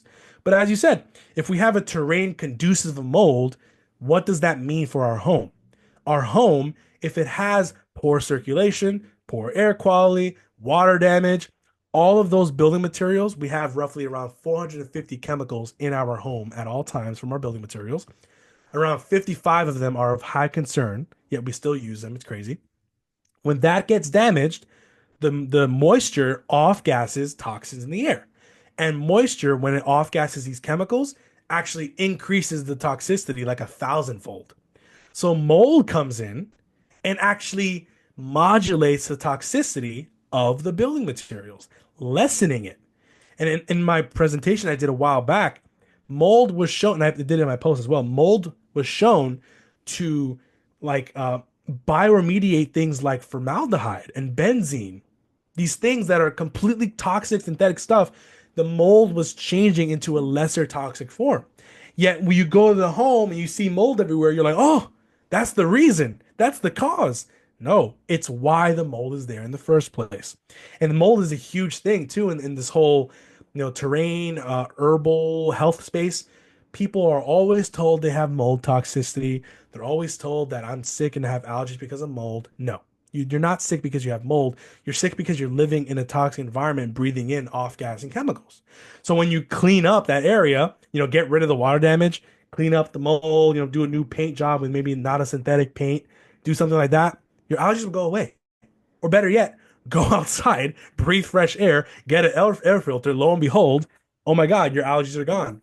It's not the mold. It never was the mold. If mold caused disease, blue cheese would kill every single person that ate it. Exactly. Yep. You already touched on rabies. Yeah. So I think the next one could be polio or Yeah. AIDS, and then I'll do both. end on leprosy. Okay. So with polio, you had DDT, lead arsenic, and Paris green. These heavy metal based insecticides and chemicals that people were using on their day-to-day life. They use it in building materials. They use it in various chemical factories. They dumped it in the water. They use it as an insecticide, as a cropicide. So everyone was exposed to these heavy metal chemicals that no one really was exposed to before. There's a great book called Moth and the Iron Lung that goes through the history of how polio began from a terrain aspect. And there were these towns, I believe, out in Europe. They were using arsenic to put on their cattle to prevent them from getting, bitten by bugs or whatever. They were putting them in literal pools of arsenic, dipping them in, and then taking them out. And then when the family would eat the cow, they would develop some paralysis of sorts, some neurological pathology. And they're like, oh, there must be an infectious agent here. And I'm like, just reading that, I was laughing, but it was like sad. But it's like, how can you be so naive to think it's a germ and not the arsenic you're using? But these arsenic-based, compounds are what began to be created as DDT, lead arsenic, and Paris green. And when you're using that at such a high level, you will inevitably get people developing neurological pathology. And the way that they tried to show that polio was a virus, they took polio sample that was like basically broken down spinal cord.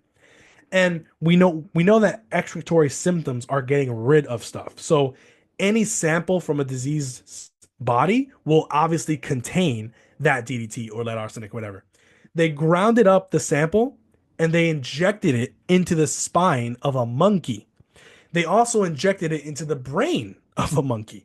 And it was like a huge cupful, like a ridiculous amount. Yeah, the monkey died and became paralyzed. Okay, that does not prove contagion. You just injected a goop into the brain. And then funny enough, years later, they did an experiment where they injected healthy spinal cord into a monkey. What happened? It got paralyzed. So it might not be anything in the sample, it might just be the injection. They also did, contagion studies. Actually, a lot of them were done on polio, hundreds of them, where they shared rooms with each other, they shared bodily fluids, yada, yada. Every single one of them failed. It was not a contagious disease. It was always the chemicals they were using, and polio always came about during spring, summertime. What are they doing spring, summertime? Spraying the crops. You can actually go on YouTube and type in like DDT spraying, and they were spraying these kids in the face with DDT when they were on the pools or in the beaches or whatever. And the kids were like running around in the cloud of DDT. And then like a couple weeks later, they're paralyzed. And it's like, yeah, obviously, what are we doing here? And then there were doctors like Dr. Biskin and a couple others that were exposing this to Congress that DDT uses directly correlated to polio incidents. And then eventually they banned DDT. They still use it in isolated incidences, like in Florida, I believe they use for like malaria control, whatever. It's ridiculous because it's an insecticide. But no one uses it anymore, and then polio, lo and behold, vanished. Jonas Salk, his name, he made his money making the polio vaccine, which was made from aborted fetal tissue and spinal cord of a polio case. Yes, that's real. People use aborted fetal tissue in vaccines. It's disgusting. And he gave it to his family. He said he did, and he said it was effective. I mean, how would you know if they don't have polio and whatever? And then he made a lucrative profit based off that vaccine. There was the Cutter incident that actually paralyzed like 400,000 children with the polio vaccine. And the AMA actually and the CDC too, all these medical institutions, they made it so that the diagnosis of polio was hard to do post vaccine because all of these different pathologies, and funny enough, with polio, it was very rare to develop some sort of neurological pathology. It was more so like flu-like symptoms, muscle weakness, malaise. Very few cases actually develop paralysis. But in any case, you get the polio vaccine, you develop polio. They're not going to call it polio. They're going to call it, Lou Gehrig's disease. They're going to call it MS. They're going to call it something else that has very similar symptoms to polio that are just neurological based. So all of these diseases, like what's the one that your face Guillain-Barré, where you're paralyzed from one side of your body, that's very similar to polio. Guillain-Barré syndrome, the MS, the multiple sclerosis, the rheumatism can have similar symptoms. Any form of paralysis. You have the Gates Foundation in India, that every single polio outbreak is prefaced by a polio vaccine campaign. All of these kids in India developing paralysis from the polio vaccines that obviously contain tissue from people that died of polio with DDT and lead arsenic in them. So that's what you're injecting into these kids' spinal cords or their oral cavities, at the oral polio vaccine.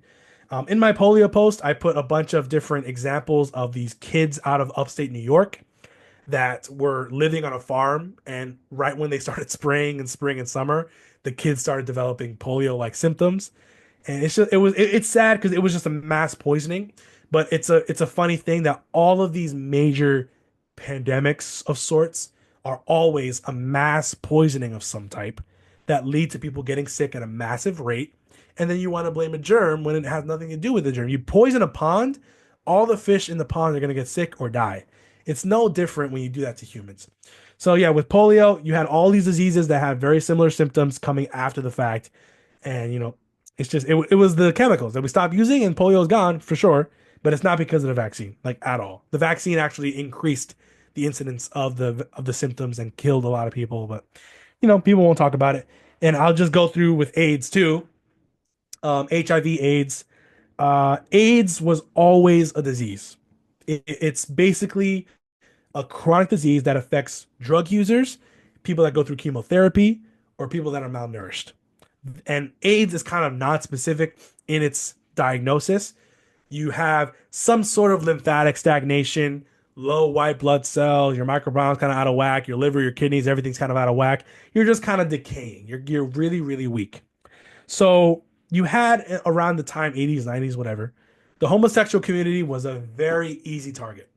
They were massive partiers. They took poppers, which were extremely toxic drugs to facilitate anal sex. They were massive drug users. So a lot of them were already sick. So you had these 10 gay guys, I forgot out of what state. They all had pneumonia and various fungal issues. And all of them admitted, now they were homosexual obviously, but they used poppers. They used party drugs all the time. So they fell under the criteria of drug users developing AIDS. But since they were all gay, you can now flip the narrative and say, oh, must be a virus from the gay community. And these guys, I forgot the guy's name that did the work with the virus isolation of it or whatever. I forgot the guy's name, but there's a fantastic documentary called The Emperor's New Virus that really deals with HIV and AIDS and all that. But the Perth group out of Australia did fantastic work debunking everything they were doing with virus isolation, where they would take samples, add stuff, and they'll make the claim. There's roughly around 70 conditions that net you a positive HIV test for the antibody test. 70 conditions. So if 70 different conditions can net you a HIV positive, what does that mean about the condition? It's non-specific. It's not a virus at all.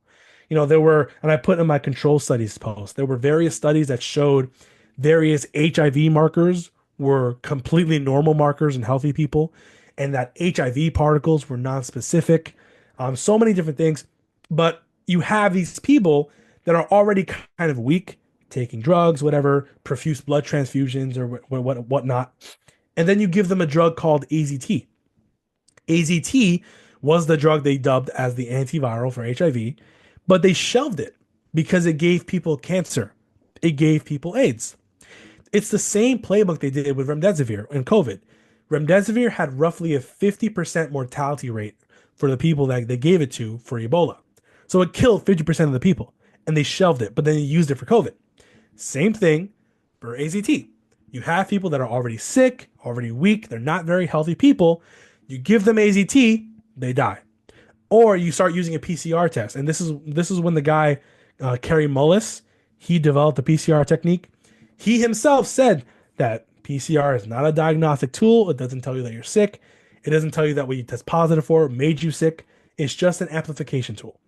He actually went through like a metamorphosis of his philosophy and was trying to find information that proved HIV exists. He couldn't find it. So they were using his test, the PCR, to test people. And now completely healthy people start testing positive.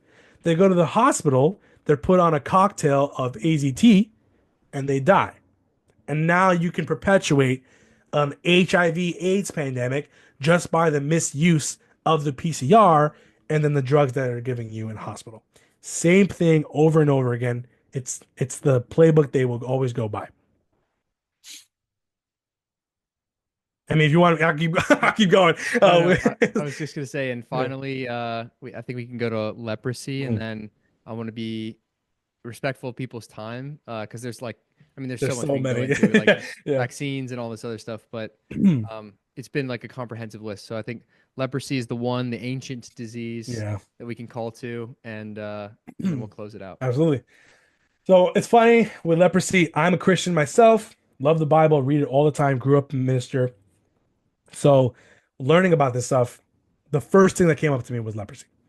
When you read about the cleanliness laws, especially in the Mosaic Law and all that, had to do really with just objective cleanliness, washing your garments, washing your body, not having a dirty home, very basic stuff. And to go on a tangent here real quick, hygiene does not mean against germs. It means you're simply washing off waste that accumulates on your body on a day-to-day basis. Germs are always on you. You're never going to get them off. We know this. And there's actually been really cool studies done with rats and mice where they put them in these sterile conditions and environments. They gave them sterile food, they put them in a sterile home, and they died. They died like in a couple days. So it's not the germs, right? It's like we need germs to survive. It's not that. We're washing things off. That's health. The vast majority of infectious diseases, quote unquote. This was a quote from the Center of Pediatrics. Around 90% of the mortality of diseases that were affecting people, especially children, went down just by proper hygiene and living conditions. Just by that. No vaccines, no antibiotics, just that. So no different for people that were developing leprosy. When you look at the Bible, the leprosy in the Bible was, decaying flesh literally falling off of you, pustules, stuff like that. But funny enough, there was also leprosy of the home and there was leprosy of clothing. Really, really interesting stuff. So knowing what the Bible's about, they probably at that time thought it was the same disease. But leprosy of the home sounds a lot like mold. Sounds a lot like mildew. Same thing with leprosy of clothing. Mildew, maybe fungus growing on it because it's not clean. They used a lot of organic, cotton and silk. So yeah, that can decay over time. Uh, so with leprosy of the skin, I would go on to say that these people that were being affected by leprosy were not very clean. They were living in an unclean environment, and we know we've all been to one or two homes that are filled with roaches and food on the ground, and you know hoarders of some types. Imagine living in that environment for years. Of course, your skin is gonna rot. So that's what we saw with leprosy, and in the Bible specifically. And I am saying this because a lot of Christians kind of had a hard time with this. Um, with regards to cleanliness laws, you couldn't touch people after ejaculating. You couldn't touch people after a flow of blood, so your period. You couldn't, when you touched a dead body out in battlefield, you couldn't touch people for 7 days. So we know for a fact semen is not contagious. We know the blood from a period case isn't contagious. It's all having to do with ceremonial cleanliness, where God required his people in the Bible to be extremely clean. It had nothing to do with any contagion of leprosy. We know this too because the priests were actually allowed to touch the people that had leprosy to then say, "Oh, you're in the earlier stages or in the later stages." The later stages, you had white skin, it was starting to heal, you had like a powdery skin, and they would touch you, whatever. Same thing with people that had the rotting, decaying skin. They would look at you, they'd be very close, analyze, and they weren't developing leprosy. Jesus touched someone with leprosy and did not develop leprosy. So we're for the Christians out there listening, there's no evidence to suggest that leprosy is a contagious disease. What you have here again are people that are likely very unclean, that their hygiene is just garbage and they start to decay. And then later on, they did studies, 15, 16, 17, 1800s out of Europe with leprosy. I did make a leprosy post. It's very long, but very informative. They tried to see if it was contagious, couldn't do it. There were families that one or two people had leprosy while the rest of them did not have leprosy. They had leprosy colonies that they were lessening the incidence of leprosy in sanitariums. So getting good quality food, good quality water, putting their hygiene up in order, and leprosy basically was gone. There was a weird association where they saw people that were eating a lot of fish and were living on the coasts had more leprosy than others.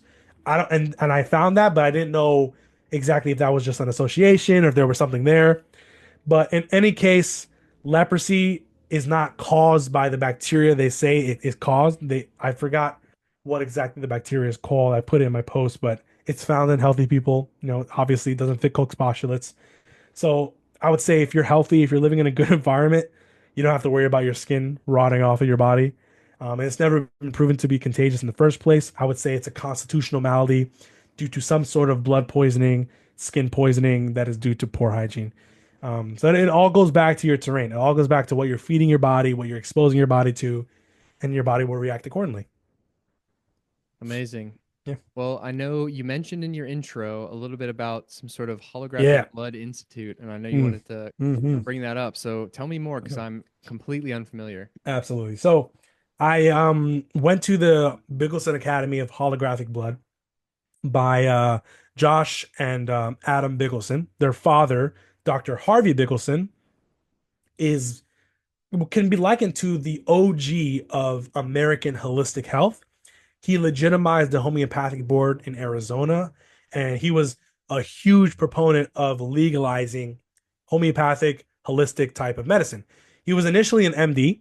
He was a surgeon, an eye surgeon. He was a surgeon out of Vietnam as well in the war.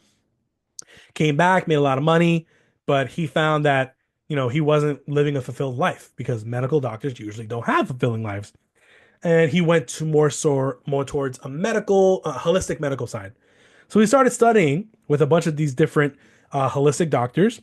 He went to a guy named Gaston Naissance, who I talked about in the beginning. Gaston Naissance developed a microscope that can see living blood. We know this microscope now, we call it a dark field microscope. We can see living blood directly in a human. No dyes, no stains, no freezing or cooling or like bastardized chemicals in the blood that are going to be affecting it. We can see the blood directly. Gaston Naissance showed this to Dr. Harvey, and Harvey was like enamored because in the medical side, They never look at living blood. It's always taken from a syringe. They have it there, they freeze it, they add something to it, and then they look at it, and it's already dead. So if the blood is already dead, whatever conclusion you come out of, it's not going to be valid. It's dead. He was seeing platelets, red blood cells, white blood cells, and these tiny little particles that we call microzyma. These tiny little particles that are germs outnumber the red blood cells like 10 to 100 to 1. So our blood is filled with germs. We just don't know it. So Harvey was like, whoa, this is insane. And then he started training with the Germans that knew of this technique to the living blood to see it. So I'm going to show you a picture of what exactly it looks like, living blood. Let me get it here. Right, there we go. And for Share my those screen. watching on YouTube, you'll be able to see the screen share Yeah, here. perfect. So right there. So that's basically what it looks like. You have these big cells here. These are red blood cells. These little, I'm trying to find it here. This right here, the little circle, I can see on my screen. It's like a little platelet of sorts. Could be these tiny little spots, though, that you see all across the slide, right here, right here, right here. Those are the microzyma. Those are what become bacteria, fungus, mold, parasites, the worms, the Helminth worms. They are a part of that process. Here's another picture from a newer microscope. It's more clearer here. Red blood cells here. This is a platelet. That's a white blood cell. It's a little bigger than a red blood cell. Another platelet. And then all these tiny little particles that look like sand, that's the microzyma. That's what becomes germs. That's what becomes all of these germs that you want to blame on the body, on the pathogen. They live inside of you. These tiny cells as well, these microzyma, they also become red blood cells and white blood cells. So these can be likened to be the stem cells of all life. And when stem cell therapy, funny enough, was actually pushed and studied by Gaston Naissance, where he would take these microzymas, right? And I believe he thought they were stem cells at that point, but he took these microzymas, he injected them into a heart that was extracted from like a rabbit, and the heart was still beating years later, simply by injection of the microzymas. He did this with various tissues where he would inject microzymas into dead tissue and it would keep it alive. Like it's almost like the life force of the body are these tiny little dots, these tiny little microzymas. So going forward with the holographic blood, it's using this technology to see the living blood. Whatever therapy people are into these days, exosome therapy, stem cell therapy, yada yada, you're using microzymas. That is what you're using. These tiny little particles, they're keeping you alive, and they also become every germ in the book. But the blood also, as we talked about in the beginning with a spiritual warfare of sorts, the blood works in ways that we simply don't understand yet. Everything at the end of the day is energy. Everything. We have energy. The sound that we carry with our voice has energy. Everything's frequency. The light is frequency. Everything. We are not just physical beings. And I think most people understand this now. So the blood itself has a frequency.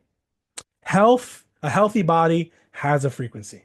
When there is sickness, when there is a physical stagnation, it could be scar tissue from a surgery, vaccines, trauma emotionally or physically, that itself also has a frequency.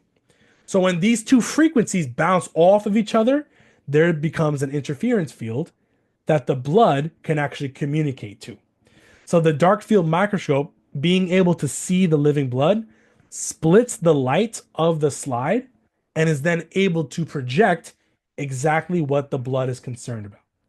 And this is what I'm talking about. So I'll do the slideshow here. Nope. Wrong one. My bad. There we go.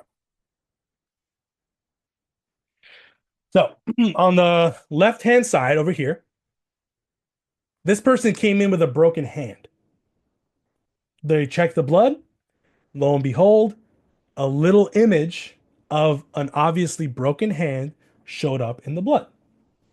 This person in the middle came with knee pain, some sort of knee injury that they had in the past that never properly healed. Wow. Ask any doctor, and yeah, keep your mic on because I want to hear you. Yeah, that's a knee in the blood. This person here on the far right side, this woman was hemorrhaging. I actually spoke with her on Instagram. So the blood showed the head right here, the spinal column, and the hemorrhage on the next side. She went to the hospital, which confirmed that she was hemorrhaging. The blood knew it first. Wow. On the bottom left here, that's an appendix, appendicitis. On the bottom right here, that is a stuffed up colon. So that's your gut. Further, why could they? And these are all just images of blood. They're not These are images of the thing. correct. Wow. There we go. Boom. Right here. Person had a spinal issue. That's their spine in a X-ray. That's their spinal column showing up in the blood. This person, lung issues. That's a prototypical lung. In traditional Chinese medicine, a lung is associated with depression, with sadness. So if you have breathing issues, respiratory issues, you likely have some sort of emotional trauma that you haven't overcome yet. So this person very likely had that. Right here, that's a femur. That's your hip bone right there. Boom. Typical. This person had a hip injury of sorts. Blood showed it. This person right here, bottom left, kidney. That is a typical kidney. In traditional Chinese medicine, the kidneys are associated with anxiety and fear. So, not, and biologically speaking, kidneys filter the blood and filter it all the time. So they're very important and also important for production of urea and urine. So waste products, digestive stuff, and stuff like that. There's also been a really good um, push for information regarding the use of urine for therapy, which the kidneys are directly involved with. But in any case, somebody had some sort of kidney pathology that could have been emotional or physical. The blood showed it. This one right here. This person had some sort of blunt force trauma on the left hand side of their head. That is a skull from the backside showing the Wow. trauma on the left hand side. So what in the blood is forming these shapes? So these shapes are what we would call holograms or what other people would call symplasts. They're not physically there. What you're seeing here is not literally in the blood. These are, I would say, energetic messages or images within the blood. We know they're not in there because if they were, you would have a stroke immediately. You would be clotting up quickly. But that's not the case. This is what we would call some sort of etheric message where the frequencies of the blood and whatever the issue is are then bouncing off each other and then projecting an energetic message that could very well be symptoms that the person is not aware of, that they're just kind of annoyed by, not really paying attention to. The main way our body communicates with us is symptoms. So if this person, for instance, on this slide, had pain on the left hand side of their head and they weren't paying attention to it, then the blood will communicate, yo, this is what you need to focus on. And the cool thing is, when you look at the blood this way and you see these images, you then know exactly what to do. Hey, you have a kidney issue? Now I know, yeah, you got to drink more cranberry juice, a lot of antioxidants, maybe go to an acupuncturist to do some kidney stuff, and we got to get rid of your anxiety and fear. How are we going to do that? Someone with a knee injury right here, this is a knee right here. You can even see the light on the knee part, some knee pain. What do we do there? Acupuncture. We can do ginger and turmeric compresses. We can go to an osteopath to really help facilitate healing of the tissue, hydrotherapy. And then when we do those therapies, we check the blood again. The image is no longer there because it's dissipated. The injury has resolved. This right here is a thyroid gland. You can even see the butterfly shape right here. Boom and boom. These are thyroids. And I have so many from the Bigleson Academy. I don't know why it's doing that. It's like not allowing me to go there. But so many images of various organelles, even emotions can be crystallized within the blood. And And this is the what go ahead, go ahead. to clarify, like the reason that the images are presenting is like because we are able to photograph the living The blood. living blood. And so it's appearing in the photograph due to the nature of the imaging, but it's not a thing that's down in the blood that we could like point to or Exactly. interact with. And that's now that you mentioned that brought another point to my head. That's why I really don't like the modern live cell people because a lot of it is fear based where they'll check your blood and they'll be like, oh my God, that's a parasite. oh my God, this is a huge thing coming out of your vaccine blood. No, it's very more than likely that these are holograms that their dark field microscope is catching that they don't know is even able to be seen. Here's another one. This was a coccyx bone, so a tailbone. The tailbone is involved with the flow of cerebrospinal fluid, so it actually pushes cerebrospinal fluid up the spinal column into the brain. So this person had some circulation issues from the cerebrospinal fluid caused by an injury in their coccyx bone. This is a leg bone, tibia and fibula, showing up directly in the blood. You go to a chiropractor's office, you look at the structure, that's exactly what it looks like. This right here, every guy knows what this is. This guy came in with yeah, every this guy came in with a vasectomy. He didn't know why he was, sick, having inflammation, all that stuff. Check the blood, blood shows that. And you can even see all the mess here is exactly where they cut, in the vasectomy. This right here is the liver. You can even see the umbilical ligament running down the liver. So this person had some sort of poor liver health, which could be exacerbated by anger issues. Traditional Chinese medicine, anger and liver are directly connected. And the liver being your main detoxification organ, when that's jacked up, everything's jacked up. And why is this umbilical ligament there? The umbilical ligament, which is the umbilicus, the umbilical cord, actually connects directly to the liver, and the liver connects the umbilical ligament through the falciform ligament to the diaphragm. So when you're born and the doctor cuts your umbilical cord, that tightens everything.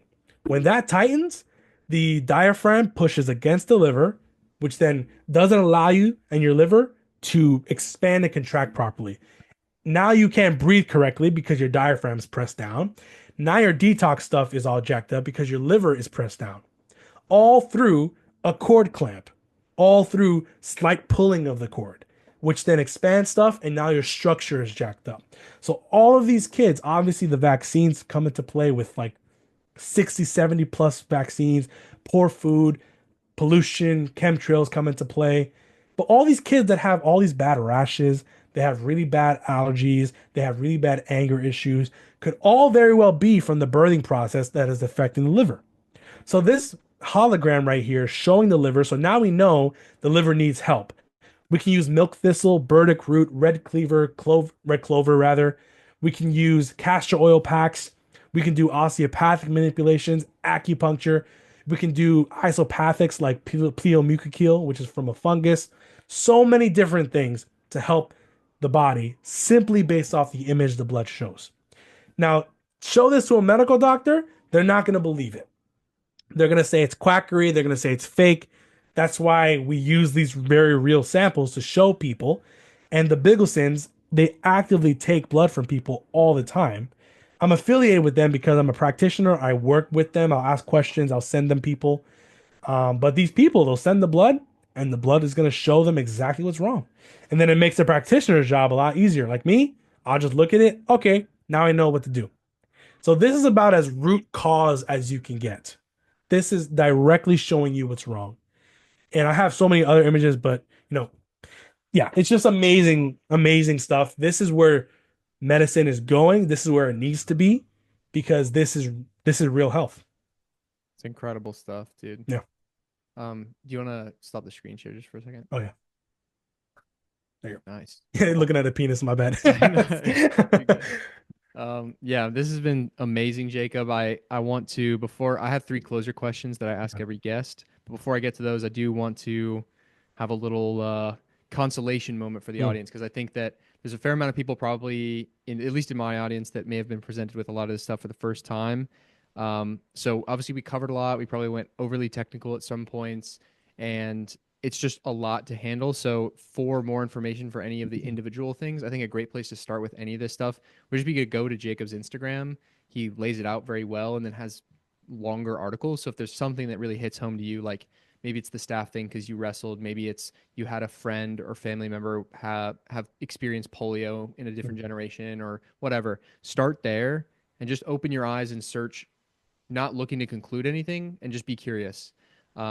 Having gone down these sorts of rabbit holes in a lot of different verticals myself alone, it is very unraveling and unseating. It's like I said, first principles, foundations. It can it flips its world on its head, and it can be very overwhelming. Um, but if you just trust the process, trust your own intuition, um, and also have conversations with other people, Mm. even if it's just online to begin with, there is a lot of truth to be found. And I think the ultimate like white pill to take away is that like the truth behind all of it is that you can heal. Your body Mhm. never wants to hurt you. It's capable of miraculous healing. We're designed to be healthy. We have a birthright to vitality.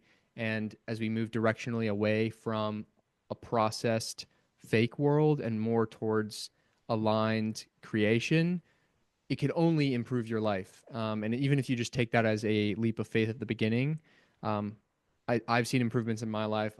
It's obviously you're a practitioner, so you see it in the life of your clients time and time again, and you're going to get a lifetime of experience in that. And so it's amazing to see. I encourage anyone who's listened to this to just explore with curiosity. You don't need to take any of this on full bore, and you don't need to just take it on faith. If you need to be the person to read the studies, then go and read them. The information is there.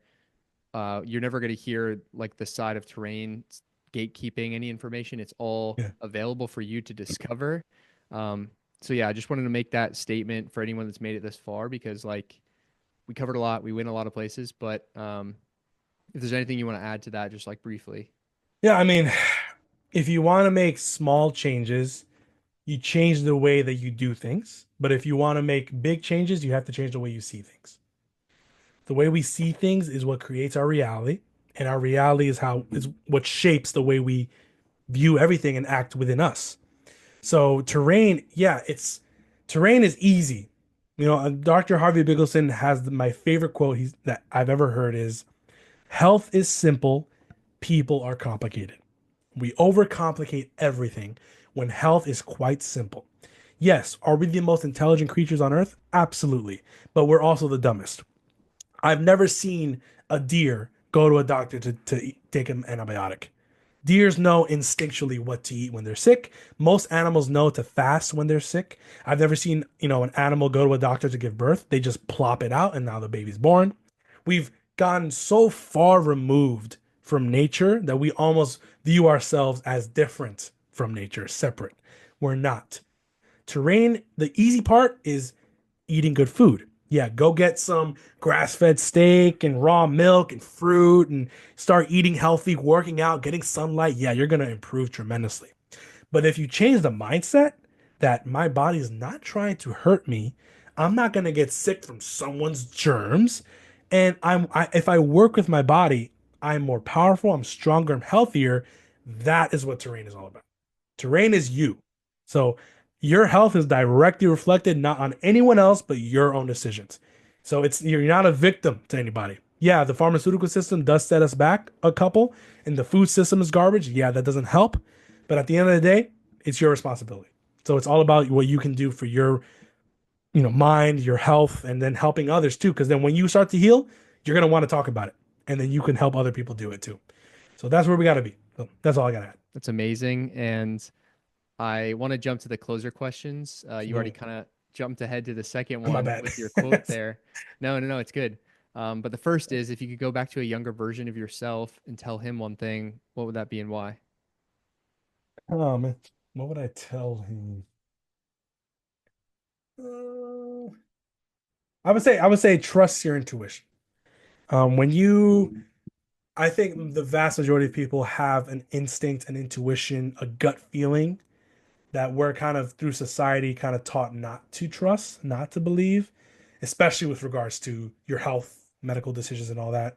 I have, done stuff in the past where I wasn't proud of with my own body, eating something I didn't want to, taking a medicine I knew I shouldn't, but I did, and then facing the consequences of that. Because when you start doing those tiny little things, I'll take a medicine here, I'll take a cough syrup here, I'll do this, then it becomes a cycle. It becomes a hobby that you start to rely on. So I can point to my health issues as I had earlier in my life was really due to those types of decisions. So I would probably tell him, yeah, instinctually just listen to what your intention says because it's always right. It's always correct. And what's cool is when you start to apply terrain, funny enough, whenever you get sick, you know exactly what caused it. You know exactly, oh, I knew I shouldn't have eaten that. I knew I should have slept this. I knew. So it's amazing when you start to remove the veil, your body and your spirit, they're one. Beautiful. Second Yep. is, what is one quote that's always stuck with you or that you try to live by? That one that I said with Harvey, that's what I live by all the time. Amazing. Yeah. And then finally, what do you believe is your unique gift to give the world? I think I have the ability to make hard information easy to understand. When I was learning terrain, I learned it from, doctors who went to school for 5, 6, 7 years that did all this stuff. And I've always considered myself an intelligent person. I think you have to be intelligent to understand this stuff. But it was hard for me at first reading these studies. It was very kind of scary in a way, getting into a new world, a new philosophy. These studies are hard to find, and they use words that are very just. I've never heard of cytopathic before. I've never heard of culture and what is that? What does this drug do? It's just a lot. But simplifying it, I was able to understand this stuff and be like, okay, how can I give it to people in a way that is easy that all of us can understand? Because part of our reliance on the appeal to authority of medical is that we think we can't do what they do. We think we can't understand the body like they do, which is false. We all have bodies. We're all living in the same earth. They just use words. They use buzzwords that make us think we're stupid. No, you could just use different words and really explain this stuff. You don't have to go through the cellular mechanisms of how stuff work. No, just explain generally what's happening, and it just makes it easier for people to really understand this stuff. And I think one thing I do want to mention, I always try to mention in my podcasts, is as we get closer to health and living longer and being more vital and wellness, a lot of us are kind of scared of death, right? We're all scared of sickness, of death, and it's a natural fear. I don't think humans creation wise were ever meant to die. But the study of the blood, the living blood, the microzyma, these microzymas, and I this kind of goes into your third question. I understand them not only because I studied them in the literature, but I feel a close spiritual connection with microzymas because they make who I am up. They make all of us up. And these microzymas, through the literature, have never been shown to be able to die, ever. They can't die. They just revert back into another different stage. So while we're so enamored with, living forever and not dying, the code for everlasting life is already in your blood. The microzymas they're already there. So your health is there. You just got to listen to it. And when you do that, when you listen to these tiny little dots in the blood, these little bugs, you're going to reap the benefits and you're going to be able to live for however long you can live happily. So I think it's a beautiful way to think of things. And when you realize that we are germs, germs are friends, stop living in fear and that everything is better from there. What a beautiful way to close things off. Appreciate your time, Jacob. Where can people find more of you, and what are you working on that you're excited about? Absolutely. So, where you can find me, my Instagram, Undercover Virologist, is pretty much the only place I put my work. I have a Telegram of the same name where I repost stuff. So if you want to save the slides, you can do it through Telegram. What I'm working on now is just really building my practice up. I founded it in January, and I have had a decent amount of clients that I've been able to help, which I'm really happy for.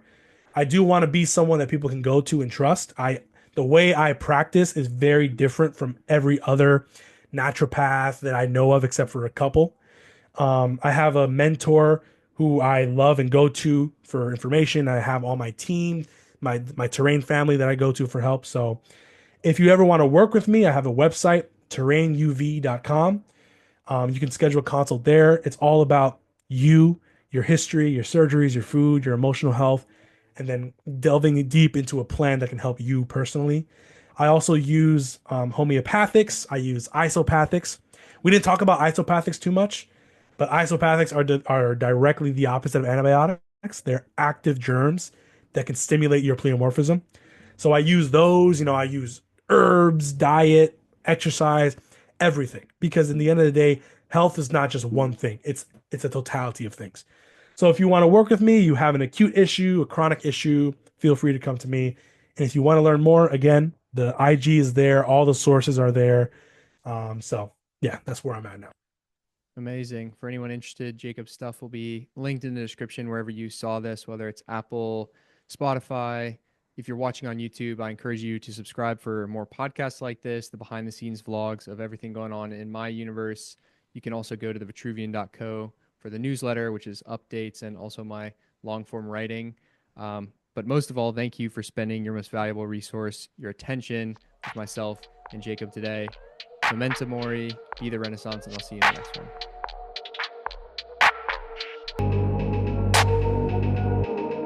And if he fails, at least fails while daring greater, so that his place shall never be with those cold and timid souls who know neither victory nor defeat.